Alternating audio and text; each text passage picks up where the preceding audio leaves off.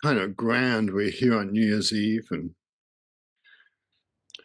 now Cohen is, I think it was one of the great teachers. Oh, it was Jashan, and said, "What?" And he said, "Where have you come from?" He said, "I've been sitting with Dongshan, another great teacher."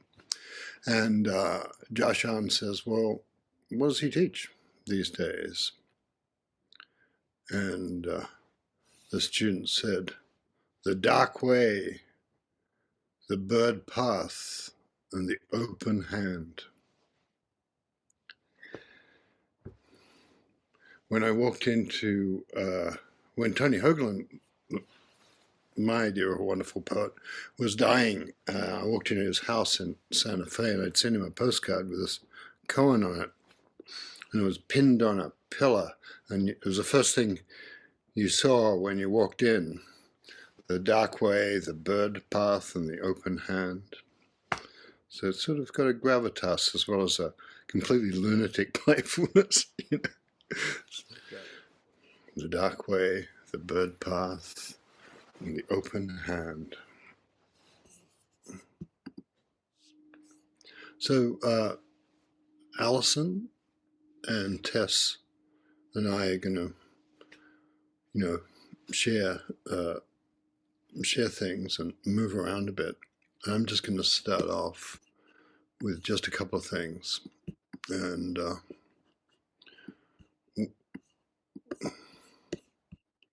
one would be that happiness has no reasons, and we can sort of tell that, that if you have a reason for happiness, you could lose it. In some way, you can be happy inside whatever your circumstances are. It's a whole Zen thing. Happiness has no reasons, it just appears, and it's something, we think it's something to do with stop reaching for something else that might be happiness. So stop knowing what needs to happen or what's going to happen. And since we don't really have a clue what's going to happen, stopping reaching for it allows us to be here. So it might help. And there's something sort of blessed about putting down your burdens and just stopping. And there's a kind of surrender in that, and a blessed quality. And then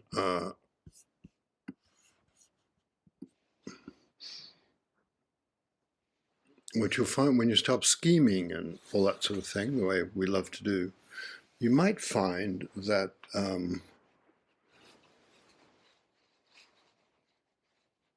a certain sort of, things in life just come out of you, gestures and moves, and you just find yourself doing something that was really important, but you didn't know how to do. And I think for the for the new year, realizing that you have capacities that you did not know you had, and all you have to, that's the dark way. You just take a step, and you find the ground supports you, the path supports you, and the path is there. It's a great thing. Taking a step is part of the dark way.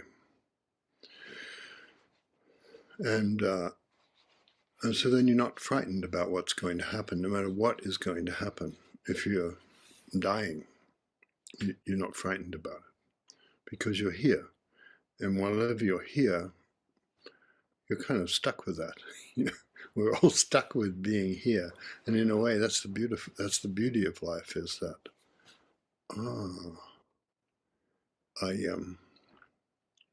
I began to notice, years and years ago, I began to notice something that I would step into the garden and then this joy would come over me, or I'd lie down to sleep and I'd just giggle and laugh. And I realized it was that I wasn't doing anything at those times. I was just letting life do me. And then I realized there's no time when I can't have that kind of joy and be held and uplifted by life. Even giving a talk, horrors, So, and so having to, it's good not to try and manipulate you when I'm talking to you, just to enjoy you and enjoy being with you and to enjoy being in this moment together, because there's no more precious thing we can have than to be in this moment together. Uh, and then we don't feel like we need a lot of apparatus for the new year. And we don't even feel like we need to shed a lot of the old year, because it just sheds itself. You might notice that you can't walk through the doorways and bring very much with you. So that's my thought. And I'm thinking, who wants to go next? Allison, would you like to go next, or Tess? No, I will. I was Excellent. when you spoke the koan in the very first meditation, in the dark way, the bird path and the open hand, I was thinking about how the New York Times right now, they're giving all of these instructions for how to have a better new year. And I thought these would not be ones you would find. But they're excellent instructions for, they don't decide beforehand what an improvement would look like. And in Japan, they have a ceremony for this time of year, and I'm wearing this is called a hakule. It's I spent a year of my childhood in Hawaii, and it always feels part way my home, and I thought it would celebrate the new year with the hakule and the flowers of the return of the light. And in Japan, they have a ceremony called Joyo no Kane, and it's the ceremony of the ringing of the 100 and the bell, the bancho, the big bancho bell, 108 times. And the bancho bell is this giant bronze bell that's often outside the temple, and it'll might even have its own little structure house. And during World War II, almost all of the bancho bells in Japan were melted down and destroyed and turned into, they were starving for metal, and so they turned them all into bombs and planes and whatever else they thought they needed at the time. And there's a great kind of sorrow in the loss of the 70,000 bancho bells. But looking into it, I found out that they actually, all of them have been recast, and they're recast in the same way they did for over almost 1,000 years. And when they cast the bells, it's a ceremony. It's a ceremonial bell. And they would add, when they melted the bronze down, they would toss in sprigs of sacred mulberry sprigs, and they would throw in gold, and they would write prayers on paper and throw them into the metal and melt them down. It's a bit like what we do at the turning of the light of this. Everything is melted down, all the wars, all the temples, all the prayers, all the precious things, the gold, and the living mulberry sprigs are thrown also into the casting, into the metal, molten metal, and cast. And in the bancho bells, they would ring them. They had this amazing capacity to transmit sound, and you could hear them apparently for 20 miles. You could hear the bancho bells. And they say that they also have the capacity to be heard in the underworld, so that those who have already died and passed into the dark can hear the call of the bancho bell on the evening of the ceremony of the New Year. And in Japan, they'll ring it they've timed it so that, and I guess you can only do this if you're Japanese. It's amazing when I read what they could do. They would ring it at this pace and would take hours of ringing it.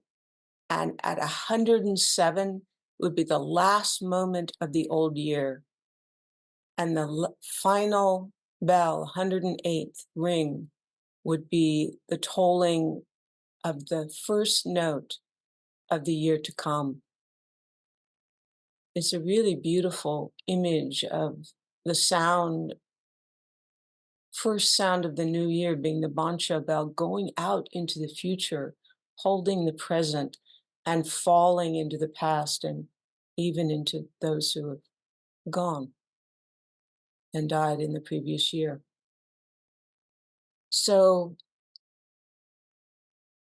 when Tess and John and I were talking about what to say today, there's something about the relinquishment that is contained actually in the sound of the bell, where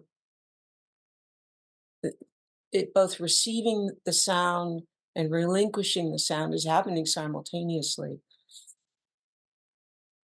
just like the new year.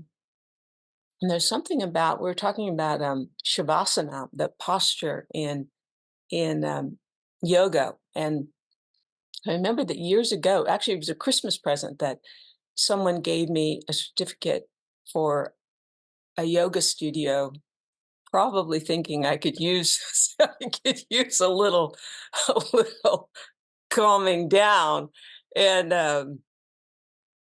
I remember I first signed up. I knew nothing about yoga. I actually had a great a kind of secret contempt for the yogic practice, thinking it wasn't no real athlete would ever do it, considering myself above such things. But I did take the class. I signed up for the hardest classes possible, and I just was completely demolished by the level of athleticism that was required. And it suited my consciousness at the time. I just needed to exhaust myself, I think. And at the end of every class, they would have what it turned out all of my friends thought was the very best posture they had always looked forward to, which is shavasana. And it's translated, it's a Sanskrit word meaning corpse pose, the final posture, the final resting. And I just loathed and detested this posture. It was so incredibly hard for me just to lie there and not do anything and relinquish all effort. And I remember that even when I would get close to it's a kind of opening, I guess you'd say, you enter the dark path, which is not knowing. There's something about the open hand here too, where receiving whatever arrives.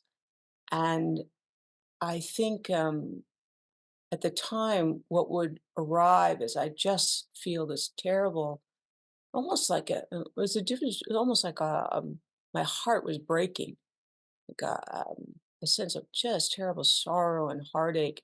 Remember, sometimes tears would just fall out of the corners, stream out of the corners of my eyes, and I really didn't want anyone else in the room to see that I was crying. And I think so. That's very much about the open hand, is you don't know what will arrive, and very much part of why we don't have a 10-point self-improvement plan, because I wouldn't at that time have put on my list sorrow. That's something I want to have in the new year. But it had a kind of dissolving quality to it, a kind of softening in my really solid defenses that I had at the time. And I'm going to read you a couple things. This is this is a Raymond Carver poem. And rain has this quality too of that same kind of solutio, like tears do. They begin to dissolve my ideas about what's needed, what must happen, what should not have happened. There's a lot of lament in looking back at the year past, what I didn't do, what I did do that I regret, what I didn't get, what was lost, the things that I loved that disappeared, all of that, and how receiving the sorrows of the losses is part of the opening of the receiving of the new year. It's called rain. Woke up this morning with a terrific urge to lie in bed all day and read. So right in here, it's a move counter to the 10-point plan. It's already failed. Woke up this morning with a terrific urge to lie in bed all day and read.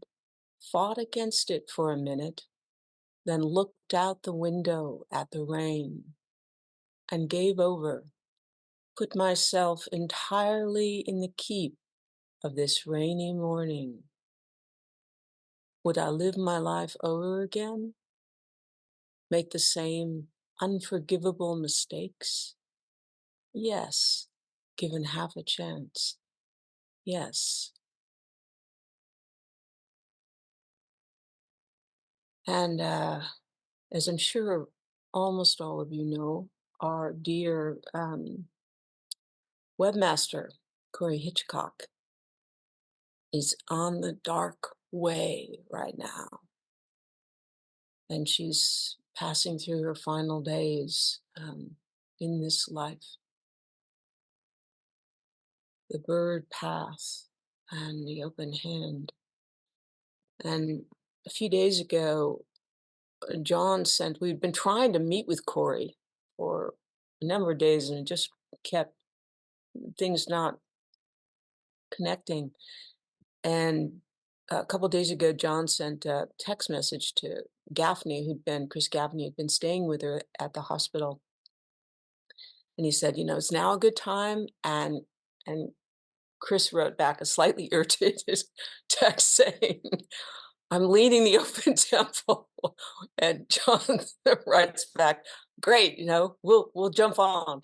So Tess and John and I signed on, and there was Corey and Chris Gaffney in the open temple. And it's so beautiful and intimate. And I think there were about 40 people on that morning. And then that morning we were able to meet with her, just the three of us, and speak to Corey. And I don't know, I guess there's something about, we gave her I'm Corey's teacher.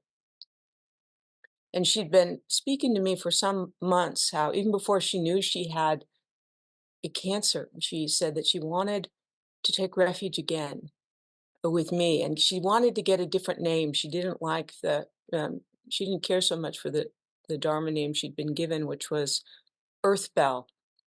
And a couple of people said, oh, I think that's a great name for Corey, but she didn't like it. And so that morning, we gave her her new name, which was Crane in the Moonlight. And she looked like she was emanating moonlight. She had this kind of white, luminous halo of hair around her, and her quality of being had this diffuse quality. You could feel her disappearing into the sky. About a month ago, a little before Thanksgiving, she told me when she knew she had cancer, she said when she would take walks, she could feel herself dispersing into the landscape. That was her first intimation that she was no longer going to be on this earth for long. She didn't have long. was happening to her. And so I'm going to read you something that Chris Gaffney wrote. Some of you may have read already. He has something called the Caring Bridge, where he's writing little posts about where she is on the dark way. And this morning he wrote, "Hello, friends. Corey is sleeping peacefully right now. She remains quite lucid and sometimes wry in her outlook." We noticed that too. She was still sort of joking, and uh, she was still herself all the way, to the very end. She remains quite lucid and sometimes wry in her outlook. Who could have foreseen this? We measure time in days now. Some friends have been able to visit, but I know there are many who have not had the opportunity. This is one particularly hard feature of Corey going from diagnosis to hospice in a couple of months. If you know Corey, then you know that you can visit her and you can meet her face to face, actually, without being in her physical presence. Give it a try. We can all support her as she goes more deeply and deeply inward.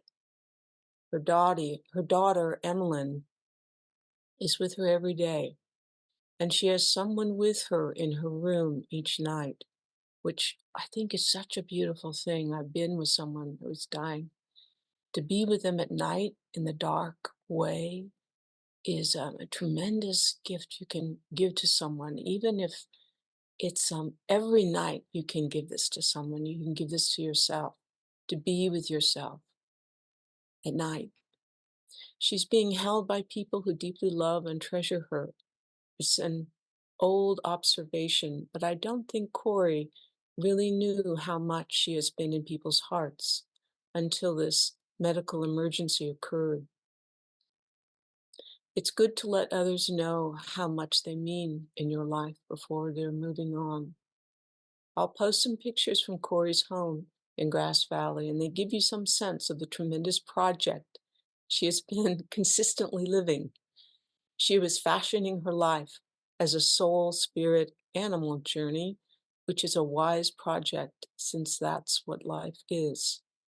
I have a small temple spot in my home for meditation, and Corey Hitchcock has long lived inside her temple spot. Her home was a temple. I'll be posting a few photos which show this. An old Buddhist story has Shakyamuni pointing to the ground and declaring that this spot was good for temple construction. The god Indra swoops in, sticks a stalk of grass in the ground, and says, "The temple is built." Corey took the Buddha at his word and has been building her temple ever since. That's the work Corey's continues now, and she's again building her temple, but without wood or paint. And when you visit her on the inside, you'll get a feel for this. I'm going to hand it on to Tess now. Thanks, Allison. There's the trouble with teaching with friends, is you just want to keep listening to your friends. That was another remarkable thing about sitting with Corey, is we were on with her for quite some time, but if you had transcribed it, not that many words were said. And there was something incredibly moving to me about the spaciousness that could exist among us, and also the place that she is right now, which is, I guess what I want to talk about is you could feel how she's no longer holding anything off, that she's just here. And that also, and Chris has spoken a little bit about this, there's a realization that nothing is required of her, that just to be together is enough. And in that same way of the open hand, I've been thinking a lot about, the new year is that kind of shavasana image of there's nothing more now that can be done. It's a time to lay down and allow the dark way to refill with something, or allow the universe to reach in. And this morning I was reflecting on how in all the great transformation stories, certainly that we work with, the Buddha story, and this year we did Beauty and the Beast or Psyche and Eros, there's always a moment, a critical moment in the story where laying down has to happen. And John said this great thing in the blast that went out for today about, you have to go to sleep in order to wake up. And the Buddha receives the offering from the milkmaid. And the beast finally can't uphold trying to make Beauty love him anymore. And so he has to lie down when she's left him. And she comes back and she realizes she does love him. And in Psyche and Eros, Psyche's gone on this long journey to get love back, and there reaches a point after she's come back from the underworld where there's nothing more she can do.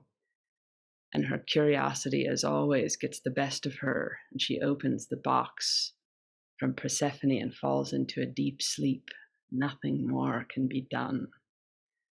And it's no accident that at that very moment is when Eros, her lost love who's been nursing his wounds, comes to find her and wakes her up.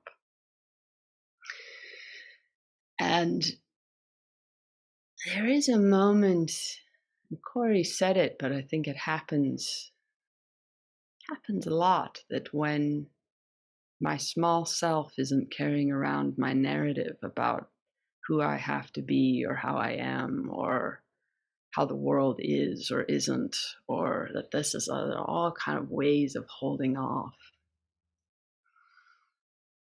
And that somehow we reach a point where our attitudes about the world just wear out, like old shoes or something, and we have to. David Whyte has a great poem about leaving your shoes at the edge of the ocean, and you have to find a new way to tread. And the new year has some echo of that it's time, some way. It's a beautiful image about the bells, that it's entering and something's leaving at the same time. And I don't know, I was thinking a few ways that's happened this year. One was I was in a retreat recently with a woman who was very certain at some point that a very long narrative, that no one ever shows up for her. No one came and no one comes. And she was very, very certain about this. And my old cat, who doesn't see or hear very well, but somehow is very alive to the deeper currents in the space, right at that moment that she was in the throes of this certainty, came right up in front of her and sat down and looked up at her. And it was this feeling of the open hand saying, someone is here now. Someone is here now. And this cat has done this. He's an indicator of these things in other times. Was in another retreat once with a friend I love very much, but spends an incredible amount of time trying to get everyone to love him, telling stories and running all over the world and being dashing and charming and wearing himself out. And he was sitting on the couch in my living room. You could feel in that moment, everyone around him was just full of love for him. And he's sitting there and his face just looks sort of cracked and fraught. And say, what's happening? And he just said, I just feel so alone. I just feel very afraid. And the cat who's in someone's lap is like falling apart, feeling all the love in the room and, purring and needing. And we said, well, can you feel the love that people are having for you right now? And he just said, no. And there was both the sense that the love was not in accord with his view of himself or the world at that moment, But also the thing he wanted most was so terrifying to him that he just couldn't quite let it in. And the interesting thing about this, I guess, is there are no workarounds. Like, we had a friend of mine here for Christmas who doesn't, this is what really got me thinking about this. She has, like many people, a fraught relationship with her family, extra fraught sometimes in this case, and so didn't have anywhere to go. And so she came here for Christmas dinner. And a lot of what's very painful to her is she gets very lonely. And there are lots of, you can come up with reasons for this. I don't have a partner, or I don't pick the right kind of friends, or my parents are, terrible people who abandoned me when I was a child, all of which have some you could point to as true in some way. And how she's tried to make up for this is being very caring to people, bringing them goods, or tracking their movements in life, or lots and lots of things to try to show that she's loving and that people should be warm toward her and that she's a good person and that somehow this will all work out eventually. But what I was noticing in being with her is that being caring and being willing to be intimate, or able to be intimate, were wildly different things. And that in some way she kept trying to cross the chasm to get closer by being more caring. But that to enter into the uncertainty of a live question, or live emotion, or live uncertainty of just being here with another person who you might not know.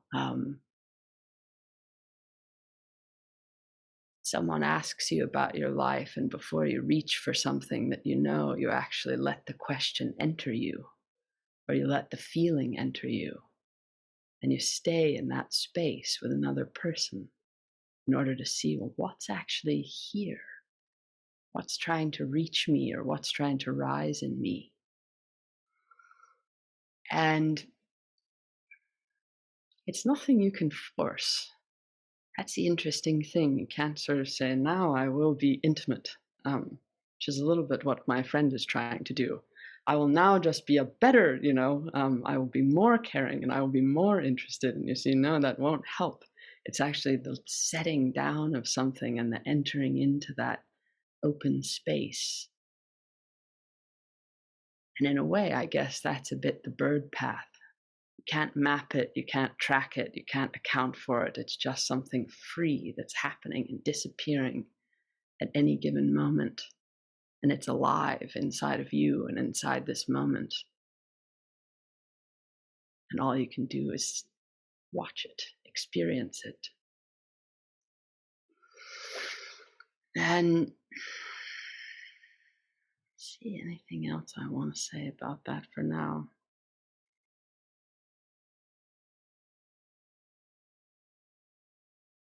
I guess just maybe one last thing is noticing, I was talking to my mom on Christmas. Families are, maybe why this is apparent is families are notorious for, I don't know about you guys, but you just get into lots of certainties around families. What people can and can't bear, what their faults are or aren't, what you need from them or don't. Holidays are rife with these things in my experience. And I was talking to my mom, and I don't know, she worries about me as mothers do. And she wanted to start giving me some motherly advice. And as soon as she did, I could feel myself starting to want to, defend and explain, and how she doesn't understand and she's a different person. I could feel all this kind of starting to. And for some reason, I just didn't have it in me to do that. And so I just listened. And what I realized was that she's just trying to love me. And that this was her way of trying in that moment to say that she cares, or that she's not sure what to do, or that, she's not even quite sure who I am anymore, maybe in certain ways, or how to reach me. And I realized that didn't have to be a problem to solve. That I could just say, well, I don't really know either. And thanks for caring about me. And thanks for, thanks for talking to me. And she just settled down and I settled down. We didn't have to solve anything. We could just kind of be in it together. So it wasn't really a problem. And I think that's a nice way to enter the new year. I guess that's what I'll say is problems are uncertain, solutions are uncertain. We're just here with the What does Dong Shan teach? The dark way, the bird path, the open hand. Isa, the haiku poet, was very open-hearted and quirky and poor. New Year's Day, same old hovel. And sometimes New Year's kind of late in the Asian New Year. And this particular New Year, spring was almost here. New Year's Day, everything is in blossom. I feel about average. What good luck, bitten by this year's mosquitoes too. And so there's that funny thing that happens when something kind of interesting happens when you're alone at a time like New Year's, or lose or somebody's dying or something like that, that you in the center of that, there's also beauty and delight and so on. And this is, for the collie dog and me, it's for both of us, it's New Year. There's a certain way that there's a beauty in that. Basho, New Year's Day, eating raw fish. Well, raw fish was usual for him being Japanese, but still, it was just something very ordinary. Another year gone by, my hat in my hand, sandals on my feet. He was a wanderer. He was just another year gone by, getting on a plane again, like that. The winter sun on the horse's back, my frozen shadow. A cold rain starting and no hat. So, that's very Basho. Midnight frost, I'd borrow the scarecrow's shirt. When the winter chrysanthemums go, there's nothing to write about but radishes. And New Year's Day, the monkey wears a monkey mask.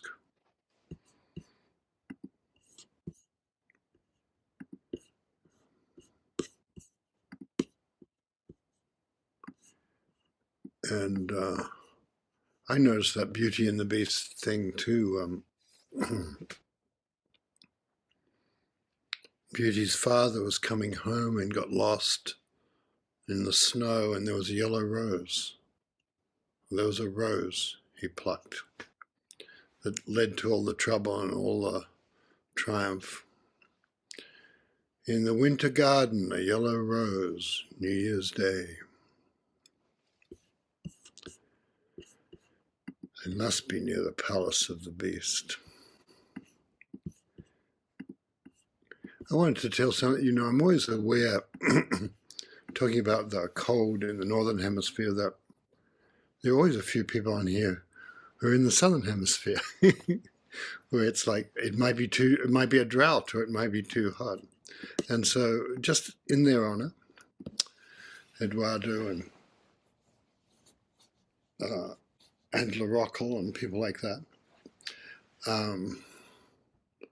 or the people in Nairobi. My grandfather, he shipped out, his father died at sea when he was like 13 or 14, maybe his mother died the year before, and he died. His father died. And so what he naturally did was ship out to sea as a just turned 14, and the first ship he took went all the way across the Pacific to Valparaiso. And it was New Year's, and so it was warm, hot on New Year's Day. And he said they're anchored out of they weren't docked in the harbor. They were anchored out in what was called the roads, just outside, but they could hear all around the harbor. They're anchored in the harbor. And they sent all the young kids up, like him, up into the rigging, and they sang sailors' songs all through the New Year's night, sang. And he said they'd take up, one ship would start singing and the other one would take it up, maybe in a different language, but they knew this tune. So it was sort of very touching. He always remembered that night, he told me. I never forgot that night. This lonely young kid up a tall mast in a strange harbor, singing, and other people singing the song. And so, in a way, that's what we do. We speak and we see each other, let each other into our hearts. And in our turn, we speak to someone else and we take up the song. More Allison and Tess might have something more to say. So, one small thing comes to mind for me. It just popped into so much about your poems, just the world coming, being surprised when the world arrives in some way. And since we've been talking a bit about the gifts of Corey, someone told me recently that the most amazing open temple they heard her do was reading her grandmother's hard soap recipe, which is just reading the recipe line by line. And this person was just blown open listening to the recipe and wrote to Corey immediately and said, "Can you please send it to me?" And, it's boiled down lard and then strain the lard. But there was just something about it, only just that you never know what might be the thing that reaches you. But I'd love to hear from other people if you have some you want to call on. Seraphina's here from Edinburgh. Do you want to say anything? I think one of the things that was just striking me, like maybe along the lines of what Allison was saying earlier about when she briefly hinted at all of the lists of advice for the new year. And I was thinking something along the lines of trying to work out what I want for my own new year and how I've been thinking some about that. And then coming to the conclusion that what I specifically what I think I want is to not have to pretend that I know what I want. Since I think a huge amount of like the life a huge amount of the life I'm lived in often is structured assuming that I do know, where like I have lots of choices on dating apps where I have to choose all the characteristics I want in a person, or gyms, and I choose all the characteristics I want in a gym. And that I think I was realizing that what I most want is to no longer have to pretend that I have any idea. Excellent. You don't have to, it's like body dharma, you don't have to pretend you know who you are either. Yeah, very good. I was thinking about what you said, Tess, earlier about the bird path in a conversation. The way if someone asks me a question, or even if I ask a question, that it's like releasing a wild bird into the room.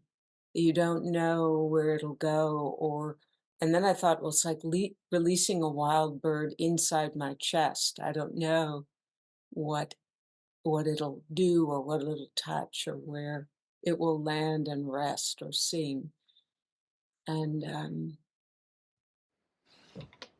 how the creative moment comes from that. I was also thinking about Corey and her name that we gave her, the crane in the moonlight, and how that's the dark way, the bird path, and the open hand.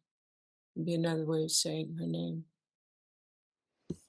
There was a funny thing because when Allison gave her name, Tess and I were there because Zoom, and Chris Gaffney was there too. And Gaffney's a heron, a bird, actually a crane. He's a sandhill crane. And he said there were now 2 cranes in the room, which was true. It was kind of really sweet. Gaffney's been looking after her so much. Mr. Crane looking after Ms. Crane. Yes. The dark way. The bird path, the open hand.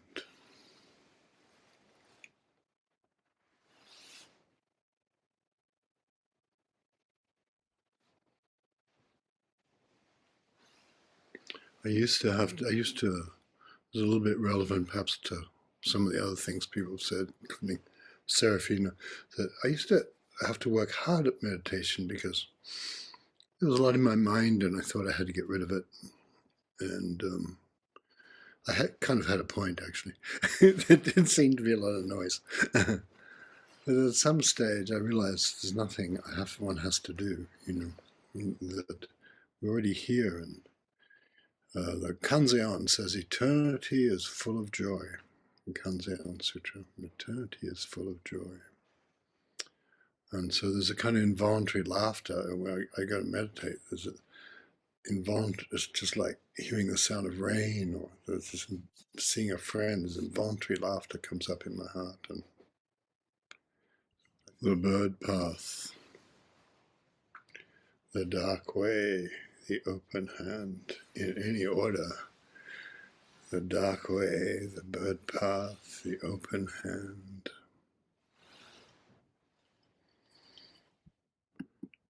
So, thank you very much. That's it. And Thank you. it's all. Thank you. Happy New Year. Happy New Year. Happy New Year, everybody. Happy New Year. Thank you, Andy. Cheers. Out. Bye. Thank you. Everybody. Walking in the darkness. You're the best, Todd. Hi, John Joseph. Todd's doing his Apple thing. Look, you can do that if you got an Apple, but I don't know how to turn it on myself. Happy New Year, everybody. Happy New Year. Happy New Year. Thank you. Happy New Year, everyone. Thank Happy New Year. New Year. Cheerio.